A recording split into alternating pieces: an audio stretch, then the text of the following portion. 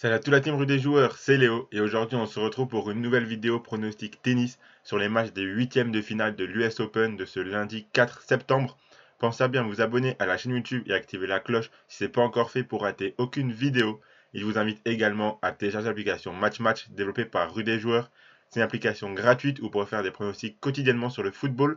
Tout simplement en swipant à droite si vous validez le pronostic proposé et à gauche si vous ne le validez pas. Le but étant de remporter un maximum de pronostics pour gagner des points et figurer parmi les meilleurs joueurs de chaque mois qui seront récompensés par des PaySafe Cards et même une PS5 pour le premier. Le lien pour la télécharger est en description de la vidéo et elle est compatible avec les appareils Android et iOS. Et si vous souhaitez suivre mes pronostics tennis, vous pouvez le faire avec l'opérateur BetClick qui propose l'offre suivante. Votre premier pari qui est remboursé en freebet s'il est perdant à hauteur de 100 € maximum. Je rappelle que les freebets sont des crédits de jeu non retirables que vous devez obligatoirement rejouer. Pour en profiter, il vous suffit de vous inscrire via le lien qui est dans la description de la vidéo et rentrer le code promo RDJ. Ensuite, vous faites votre premier pari. S'il est gagnant, vous remporterez vos gains. Et s'il est perdant, BetClick vous le rembourse en freebet à hauteur de 100 € maximum. Je rappelle bien sûr que les paris sportifs et les jeux d'argent sont interdits aux mineurs, ils doivent rester un plaisir et un loisir. Donc misez uniquement en fonction de vos moyens et ce que vous pouvez vous permettre de perdre, c'est très important de le rappeler. La bonne série continue. Après le 9 sur 10 vendredi, le 9 sur 10 samedi, on fait un 6 sur 8 ce dimanche avec le combiné qui passe. Ça fait plaisir de retrouver de bonnes performances comme ça après le début de tournoi très compliqué. En espérant poursuivre sur cette lancée, ce lundi on a les derniers huitièmes de finale, on connaîtra les affiches de tous les quarts de finale. Comme pour hier, je vais vous donner mon pronostic sur chacun des 8 matchs du jour ainsi qu'un combiné à la fin de la vidéo. Donc on commence par les matchs WTA. On commence avec Stearns contre Vondrousova. La jeune américaine réalise un très bon parcours. Elle n'a pas perdu de 7 pour le moment. Elle a éliminé Tomova, Tauson et Boulter. L'adversité changera de dimension pour son match contre Vondrousova car la Tchèque est très en confiance et elle est en forme cette année puisqu'elle a remporté Wimbledon il y a 2 mois. Vondrousova vient d'égaler son meilleur parcours à l'US Open sans perdre de 7 également. 3 victoires très expéditives contre Anne, Trevisan et Alexandrova. Par ailleurs, ces deux joueuses se sont affrontées une seule fois, il y a 2 mois, au premier tour de Wimbledon. Vondrousova avait gagné 6-2, 7-5. Je pense que le magnifique parcours de Stearns s'arrêtera là, car la marche me semble beaucoup trop haute pour elle. La cote de Vondrousova est un peu basse, donc moi je suis parti sur la victoire 2-7-0 de Vondrousova, côté à 1,43. Continue avec Keys contre Pegula, un duel entre deux américaines.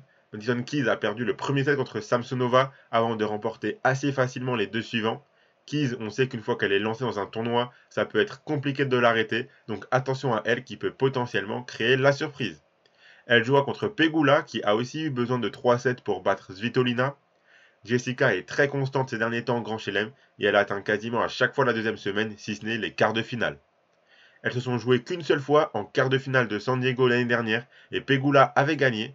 Je m'attends à un match très disputé et une victoire très serrée. Donc moi je suis parti sur le plus de 18,5 jeux, coté à 1,23. Côté avec Jabber contre Qin Wenzheng. Qu'est-ce qu'elle nous fait la Tunisienne? Jabber est au bord du précipice à chaque match, mais elle s'en sort à chaque fois, c'est très impressionnant. On dirait que dès son premier match, elle ne croyait pas en ses chances d'aller plus loin à cause de son physique et sa confiance, et la voilà tout de même en huitième de finale. Elle n'a que des matchs compliqués, mais dans les moments importants comme les tie-breaks, elle arrive à faire la différence. Attention, car ces matchs contre Noskova et contre Bouskova lui ont pris énormément d'énergie, et là elle jouera à une autre adversaire très dangereuse. La chinoise réalise un beau parcours, même si elle a eu besoin de 3 sets pour battre Canepi et Bronzetti. Lors de son match contre l'italienne, Qin Wenzheng menait un set et un break avant de perdre les 3 derniers jeux du deuxième set. Zheng était mené 4-2 au troisième set avant de remporter les 4 jeux suivants pour boucler le match.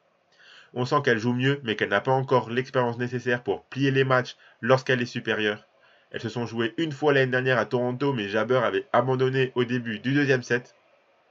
Comme pour les précédents matchs de Jabber et les 2 derniers de Qin Wenzheng, je pense que l'on peut avoir un match assez long ici.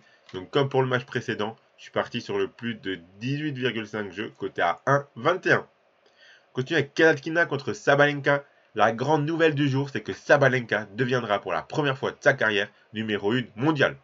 Avec la défaite d'Iga Swiatek contre Ostapenko cette nuit, la Polonaise perd sa première place au profit de la Biélorusse. C'est entièrement mérité pour Sabalenka, qui depuis ce début d'année et sa victoire à l'Open d'Australie, a encore franchi un cap. elle jouera contre Kasatkina pour une place en quart de finale. Sabalenka a eu du mal à entrer dans son tournoi contre Zalewska avec un début de match compliqué, mais ensuite elle a déroulé. Contre Burrage et contre Burel, c'était expéditif. Kasatkina n'a eu que des grosses batailles, si ce n'est son dernier match contre Minen qu'elle a réussi à boucler en 2-7. Contre Parks et contre Kenin, elle a clairement été mise en difficulté. 6 confrontations entre les deux, 4-2 pour Sabalenka. Le match le plus récent date d'il y a un peu plus de 15 jours à Cincinnati, où Sabalenka avait gagné 6-3, 6-3. Personnellement, dans ce match-up, je donne un avantage à Sabalenka, car avec sa puissance, elle peut battre Kasatkina si la Biélorusse n'est pas envahie par la pression et l'émotion d'être numéro 1 mondial. Normalement, Kasatkina devrait être en difficulté sur quasiment tous ses jeux de service, donc ça sera compliqué pour elle de remporter ce match. Donc moi, je suis parti sur la victoire de Sabalenka, qui est cotée à 1,31. On passe à l'ATP avec le match entre Draper et Rublev.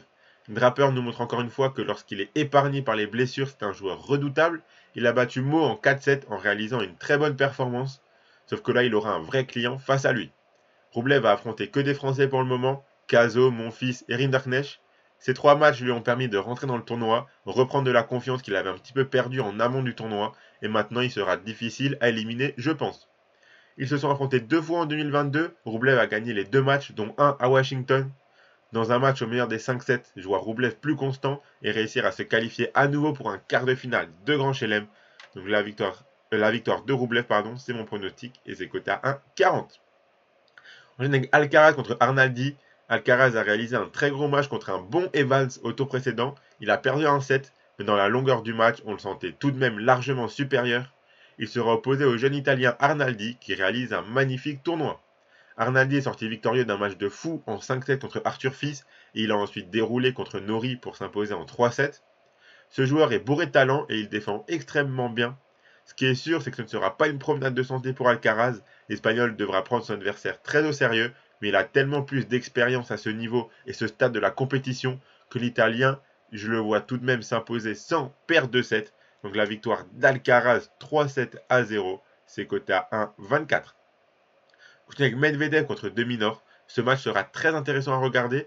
Medvedev retrouve du niveau et de la confiance dans ce tournoi. Il a écarté Bez sans perdre de 7. Même si par moments il reste encore un petit peu fébrile et non lucide, on sent qu'il a retrouvé son tennis qui lui a permis de réaliser de belles performances en Grand Chelem. Sauf que là, il jouera son match le plus compliqué du tournoi pour le moment. L'Australien Deminor est très difficile à déborder. Il est en confiance ce tournoi avec 2 victoires de suite sans perdre de 7.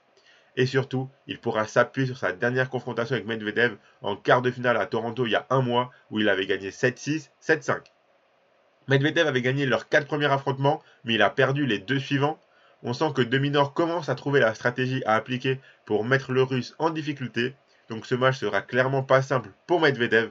Donc moi je suis parti sur le plus de 3,57. Les deux joueurs gagnent un set. C'est coté à 1,40. Et on finit avec Zverev contre Sinner. Ce match, c'est clairement l'affiche de la journée. Un magnifique 8e de finale que l'on voulait tous, je pense, et que j'avais annoncé dans ma vidéo analyse du tableau. Le gagnant jouera sûrement Alcaraz en quart de finale, donc ça annonce une fin de tournoi incroyable. Zverev semblait un petit peu diminué au début de son match contre Altmaier, mais il a tout de même réussi à s'imposer en 4-7 après 2 premiers sets compliqués. Contre Dimitrov, c'était plus ou moins le même scénario. Zverev a eu 2 premiers sets un peu compliqués, mais après avoir débreak au deuxième set et sauvé 2 balles de 2-0 au tie-break, il l'a finalement remporté 10-8 et les 2 sets suivants ont été à sens unique. Sinner a fait un match étrange contre Wawrinka car les deux joueurs n'ont jamais bien joué en même temps, ce qui fait que l'on a eu un premier set où Sinner était tout seul, puis le deuxième set c'est Wawrinka qui était seul, mais le Suisse n'a pas réussi à tenir la cadence et au troisième et quatrième set, l'Italien a repris l'avantage. Mais ce qui est sûr, c'est que contre des joueurs comme Zverev ou Alcaraz, Sinner devra monter son niveau de jeu pour avoir une chance de s'imposer. 4 confrontations, 3-1 pour Zverev, dont un match à l'US Open 2021 en 8ème de finale, remporté 6-4, 6-4, 7-6 par Zverev, le tournoi où l'Allemand perd en 5-7 contre Djokovic en demi-finale. Honnêtement, je vois pas comment le match peut être à sens unique du début à la fin, entre Zverev qui a besoin d'un 7,5 pour entrer dans ses matchs et Sinner qui ne joue pas à son meilleur niveau pour le moment. Je pense que le momentum du match peut changer plusieurs fois et une victoire en 3-7 me semblerait très surprenante d'un côté comme de l'autre. Donc mon pronostic pour ce match, c'est le plus de 3,57. Les deux joueurs gagnent un set, coté à 1,45. Donc voilà pour mes 8 pronostics pour les 8e de finale de ce lundi. Le combiné que je vous propose, le voici. Je vais garder le plus de 18,5 jeux entre Kiz et Pegula, le plus de 18,5 jeux entre Jabber et Qinhuazheng, le plus de 3,57 entre Medvedev et Deminor, et le plus de 3,57 entre Zverev et Sinner. J'ai gardé les 4 over-jeux ou 7, car ces 4 matchs-là, je m'attends à ce que les 4 soient vraiment très très serrés. Donc ça fait un combiné à 3,02. Si vous misez vos 100 euros de Betclic dessus, si le combiné passe, vous remporterez 302 euros. Et si ça passe pas, Betclic vous rembourse en freebet, donc vous aurez 100 euros de freebet pour continuer à jouer. Pensez à bien vous abonner à la chaîne YouTube et activer la cloche si ce n'est pas encore fait pour rater aucune vidéo. Vous pouvez également mettre un like à cette vidéo, la partager à vos amis, ça fait toujours plaisir. Et n'hésitez pas à donner en commentaire vos pronostics à vous pour les matchs de ce lundi. Je rappelle que les paris sportifs et jeux d'argent sont interdits aux mineurs et doivent rester un plaisir et un loisir, donc faites attention à ce que vous jouez. Je vous invite à télécharger l'application MatchMatch, le lien dans la description de la vidéo. Moi, je vous souhaite à toutes et à tous de très bons matchs, une très bonne journée et je vous dis à demain.